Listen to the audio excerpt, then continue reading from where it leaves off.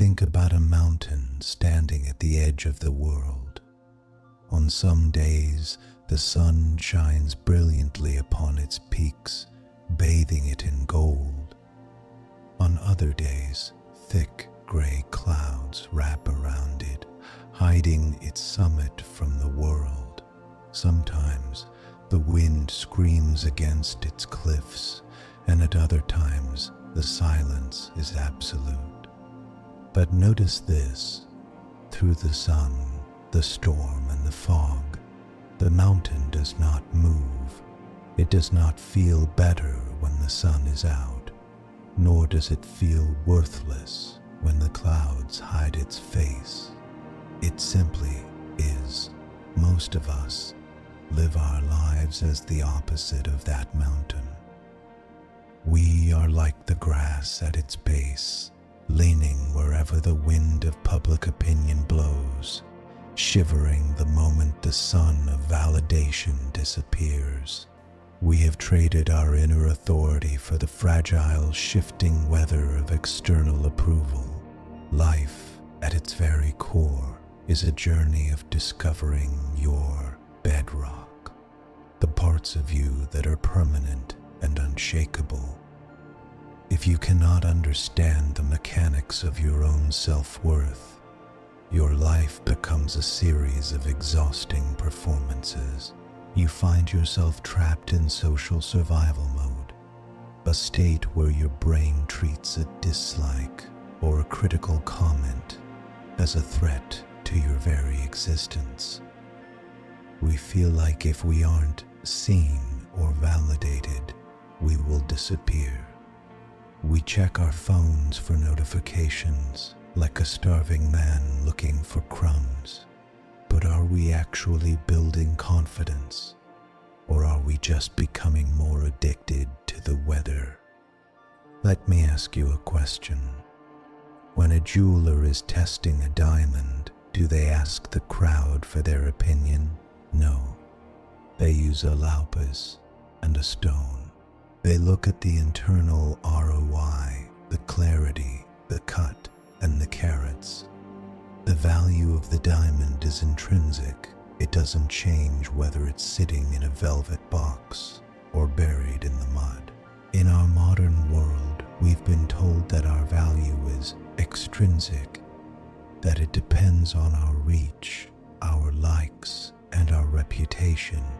But Buddhist wisdom teaches us the concept of Loka-Dharma, or the 8 worldly winds: pleasure and pain, gain and loss, praise and blame, fame and disrepute.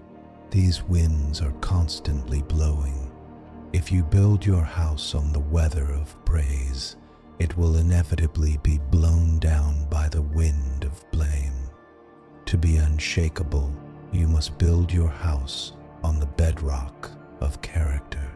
You've probably felt this before.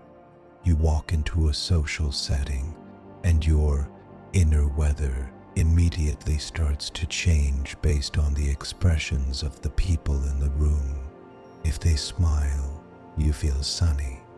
If they look away, your self-esteem storms. In psychology, this is called external locus of evaluation. It means you've handed the remote control of your emotions to a group of people who are likely just as anxious as you are. You are staring at the clouds and forgetting that you are the mountain. By obsessing over how you are being perceived, you neglect the very core of who you are. You become a shadow, visible only when someone else chooses to shine a light on you. I once read a story about a Zen master whose reputation was dragged through the mud by a local village. They accused him of things he didn't do, and they shouted insults whenever he passed. His only response was, "Is that so?" Months later, when the truth came out and the villagers came to apologize, his response was the same, "Is that so?" He wasn't being dismissive. He was being sovereign. He understood that their praise was just as empty as their blame. Neither could add an inch to his height, nor take a grain away from his spirit. He was the mountain. He knew that the clouds of their opinion had nothing to do with the bedrock of his truth. When the urge to check your phone for validation or the sting of a social slight hits, can you pause? Think of a deep-sea diver. At the surface, the waves are crashing and chaotic, but 40 feet down, it is silent and still. When you feel that desperate need for approval, that thirst for a like, give yourself the 3-second gap. In that space, realize the comment is the weather. My integrity is the bedrock. Take one deep breath and move your focus from how do I look to how do I lead my own soul. This is the Stoic dichotomy of control meeting the Buddhist path of equanimity. You cannot control the clouds, but you can choose to be the mountain that stands through them. Why is it so hard to stop seeking approval? Because our egos are terrified of being invisible. We believe that if we aren't being reflected in the eyes of others, we don't exist. But a person who is full of themselves, in the healthiest, most sovereign sense, doesn't need to be filled by others. Look at a lighthouse. It doesn't look for praise from the ships it saves. It doesn't dim its light if a ship fails to notice it. It just is light. This is radiant authority. To change your life, you have to stop being the ship looking for a signal and start being the lighthouse that provides one. You have to empty the cup of seeking and fill it with being. Think back to the times you felt most confident. Was it because everyone was clapping? Or was it a moment when you did the right thing even when no one was watching? True confidence is the quiet joy of self-respect. It is the knowledge that your internal compass is working perfectly regardless of the magnetic storms outside. A mind filled with the noise of social expectations is too crowded for the voice of the soul. You have to turn down the volume of the crowd to hear the rhythm of your own heart. When you become still, when you realize that your worth is non-negotiable, your energy stabilizes. You become the unmoved mountain. And ironically, that is when the world starts looking to you for direction. Do you want to be the person who is exhausted from chasing the sun, or the one who stands firm through every season? Growth isn't found in a viral moment. It's in the way you handle the silence.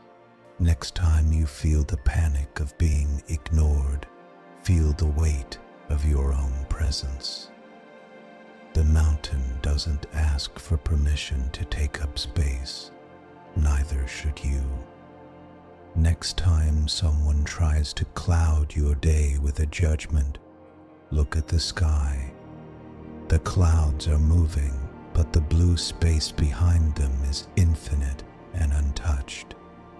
Next time you feel the need to explain yourself, tell yourself, I am the bedrock, I am the mountain, I am the sky. This is deep trust in your own Buddha nature, the inherent perfection that needs no external upgrades.